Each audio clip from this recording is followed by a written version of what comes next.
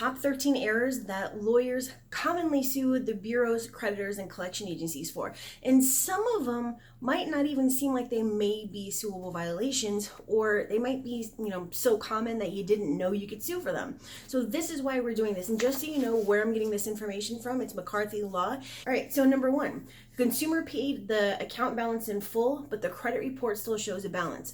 Now, with most of these, the supporting documentation that you're going to need for a lawsuit is going to be your dispute letter, the response, your credit report, and any settlement letters or canceled checks or anything like that. Now, the last one is not needed, okay? And if there's something else that is needed, I will tell you, so I'm not going to go over that per each one. All right, so going back to number one, you paid it and it said that you didn't, that's a violation. Number two, you settled it, it says you didn't, that's a violation. Number three, a creditor sent you a 1099-C, however, your credit report still has a balance, okay? Obviously, this needs to be claimed in your taxes, okay? So because you would actually get in trouble for not reporting it in your taxes, they obviously know that you're most of the time going to do it. So this balance must be reported as zero. All right. Now, that one, you are going to need a copy of that 1099-C. All right, so number four, the account was actually sold or transferred. However, there's still a balance with the original creditor. And yes, we have gone over this before. I have shown you exactly what this looks like and exactly how to dispute it. Five, one creditor reporting two accounts and both with the balance. Now, is that considered double jeopardy? It's actually not. So the reason that it's just separate from double jeopardy is technically considered when you have collection agency A and collection agency B reporting the same account and both are reporting the same balance. Now, only the owner of the account can report the balance. That is very important for you to remember, okay? Now, everybody's going to know number six. Unknown account. I really don't have to explain that one to you, okay? If you don't know what that is, then I don't know, go find a different video because this is way beyond you then. And I didn't mean that in a rude way. Okay, number seven, the debt buyer bought the debt from another creditor and re-aged it to make it look new, okay? So their explanation on this says, many debt buyers state the last paid date as the date they purchased the account, which is not accurate. The last date paid often happens long before the account was transferred. Refer back to the original creditor, last date paid, to find this error, okay?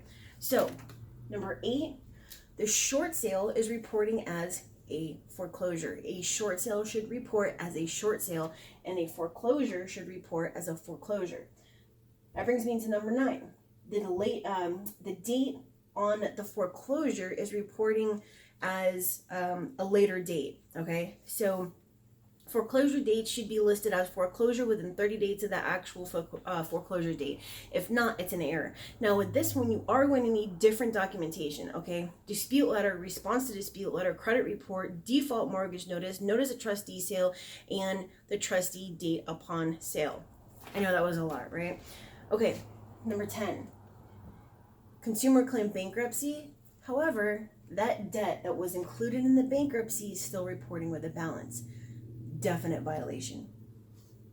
Okay, 11, we have two more after this. The debt belonging to a consumer's relative shows up as the debt in the consumer's report. And 12, account is too old to be reporting. It's outdated. 13, so that wasn't the last one.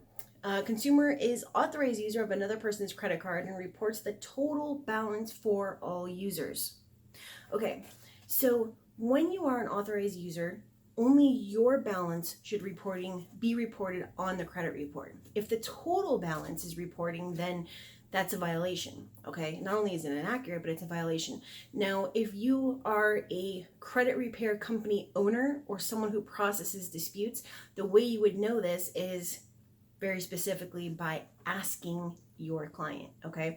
Because otherwise, they're just numbers, you have no idea. This is very specific, you have to ask to find out, okay? So that brings us to items that are not typically violations of the FCRA and not eligible for litigation. FDC violations, incorrect personal information, any reporting involving public records, or government or IRS or taxes, any creditor reporting a balance on an account that was not paid off. Let me say that again. Any creditor reporting an account that was not paid off. An account that is actually valid, but the consumer just doesn't want to pay, okay?